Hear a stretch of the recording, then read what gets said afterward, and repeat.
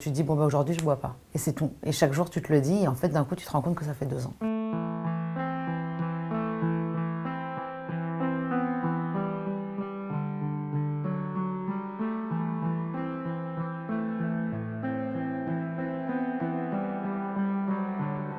J'ai presque tout bon si on met de côté mes quelques addictions, mes quelques libertés.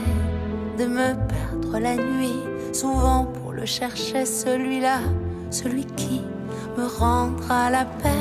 Les soirées, l'alcool, la drogue, la fête, parce qu'au début ça s'appelle la fête et c'est vraiment la fête, ça a commencé à la fac.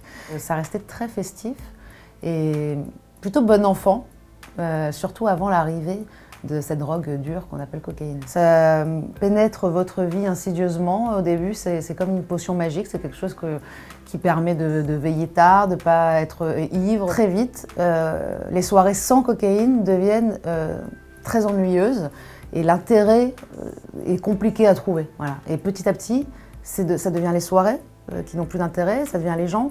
Et puis ça devient votre propre vie et les tâches de tous les jours. J'ai songé évidemment à plus exister parce que c'est pas la mort qui m'attire du tout, c'est vraiment la vie qui était insupportable. Donc quand ça se mélange tellement, l'addiction, la dépression, ça fait tellement partie de votre vie que le seul moyen qu'elle vous quitte, c'est de quitter la vie en fait. Quand j'ai commencé ce métier, cette carrière, en tout cas, je me rendais pas compte que j'avais le droit d'être là et j'avais vraiment cette impression d'avoir volé la place d'autres personnes. La drogue et l'alcool désinhibent et rendent un peu super puissant. On a cette impression parfois d'être beaucoup plus performant que sans. Devenir maman n'a pas changé les choses. La drogue circule partout. Je pense que c'est même une drogue de quarantenaire pratiquement aujourd'hui. Ça, on ne se rend pas vraiment compte, mais c'est des drogues que les parents prennent à côté d'enfants. C'est assez fou. C'est assez fou ce que j'ai pu constater, en tout cas, dans cette période de ma vie. À chaque fois qu'on essaye d'arrêter, d'abord, j'aime pas dire j'essaye d'arrêter parce que chaque fois que j'ai dit j'essaye, j'ai échoué. On n'essaye pas, on arrête, en fait. Et le jour où j'ai dit j'arrête, j'ai arrêté. Mais les essais ne sont pas vains, et ça, c'est important de le savoir. Moi, je trouve qu'on redescend, on retombe jamais au même niveau, même si on retombe au même niveau de consommation, le mental n'est pas le même parce qu'on sait au fond qu'il faut arrêter déjà. On vit au quotidien des vies qui n'éveillent pas forcément tout le temps l'envie, la vie, le sentiment d'être vivant. On fait les choses parce qu'il faut les faire, on subit.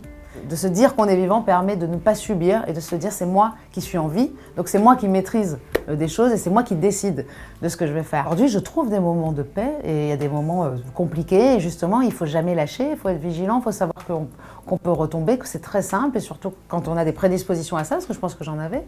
Donc il faut faire en sorte d'amener le bien-être dans sa vie. Franchement, ça apporte un peu de répit, on en a besoin vraiment parce que la vie, elle vous en laisse pas sinon.